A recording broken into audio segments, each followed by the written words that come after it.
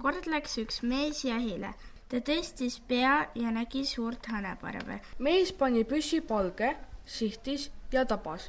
Mees võttis hane, viis koju, naine hakkas hane kitkuma, aga iga sulg, mis ta oli välja kitkunud, tõusis õhku ja lendas läbi akna. Siis tegi naine tule pliidi alla, pani poti tulele ja hane pistis potti.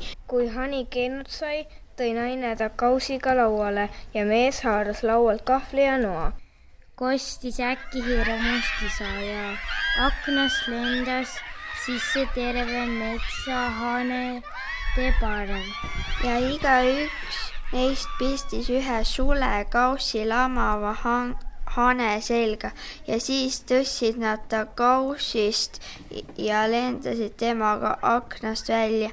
Ja oligi läinud hani, kahvel, nuka, peale kauba. Lenda, lenda, lenda.